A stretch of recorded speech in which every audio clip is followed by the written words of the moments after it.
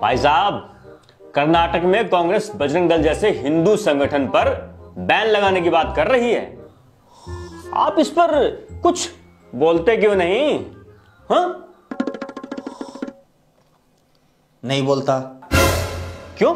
जब हमारे हिंदू कर्मचारी ओपीएस की मांग के लिए पंचकुला में खट्टर की लाठियां खा रहे थे, तब बजरंग दल कुछ बोला था क्या? जब हमारे हिंदू युवा नौकरी की मांग के लिए सड़कों पर पिट रहे थे, तब बजरंग दल कुछ बोला था क्या? जब हमारे हिंदू नौजवान अग्निपथ के विरोध में आंदोलन कर रहे थे, तब बजरंग दल कुछ बोला था क्या? जब नौकरियों में धांधली, पेपर लीक जैसे मुद्दों पर हिंदू विद्यार्थी धरना प्रदर्शन कर रहे थे, तब बजरंग दल कुछ बोला था क्या? जब हमारे सैकड़ों हिंदू किसान दिल्ली के बॉर्डर पर धरना देते देते शहीद हो गए थे, तब बजरंग दल कुछ बोला था क्या? जब हमारे हिंदू भाई बहनों के लाखों करोड़ रुपए लेकर ललित मोदी, नीरव मोदी, मेहुल चौकसी, विजय माल्या जैसे चोर भाग गए थे, तब बजरंग दल कुछ बोला था क्या? जब बड़े बड़े उद्योगपतियों का लाखों करोड़ रुपया माफ कर दिया गया और हमारे हिंदू गरीब किसान, मजदूर, छोटे दुकानदार कर्ज तले दबकर आत्महत्या कर रहे थे, तब बजरंग दल कुछ बोला था क्या? जब करोड़ों हिंदुओं की जमा पूंजी अपने मित्र अडानी को बचाने के लिए उसको सौंप दी गई थी, तब बजरंग दल कुछ बोला था क्या? जब कोरोना में लाखों हिंदू बिना ऑक्सीजन, बिना इलाज, बिना दवाइयों के मर रहे थे, तब बजरंग दल कुछ बोला था क्या? जब कर्नाटक में हिंदुओं से 40% कमीशन मांगा जा रहा था, तब बजरंग दल कुछ बोला था क्या? बड़े देशभक्त बनते हो।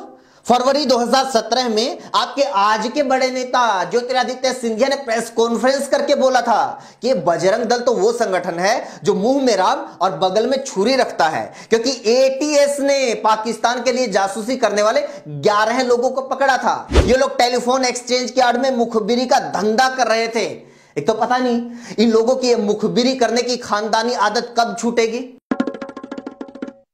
ज्योतिरादित्य सिंधिया ने कहा था, देशद्रोहियों का रिश्ता देश के बड़े राजनीतिक दल भारतीय जनता पार्टी के साथ जुड़ा पाया गया है। भारतीय जनता पार्टी विश्व की पहली आईएसआई सर्टिफाइड पार्टी बन चुकी है, क्योंकि पकड़े गए 11 में से 3 लोग सीधे भाजपा के साथ जुड़े हुए थे। ध्रुव सक्सेना भाजपा युवा मोर्चा का सदस्य रह चुका था और आईटी सेल का संयोजक था। जितेंद्र सिंह भाजपा पार्षद का नजदीकी रिश्तेदार था और तीसरा आदमी बलराम सिंह बजरंग दल का सदस्य था और जासूसी गिरोह का मास्टरमाइंड था। बता, तब देश के साथ इतनी बड़ी गद्दारी हो रही थी, बजरंग दल कुछ बोला था क्या?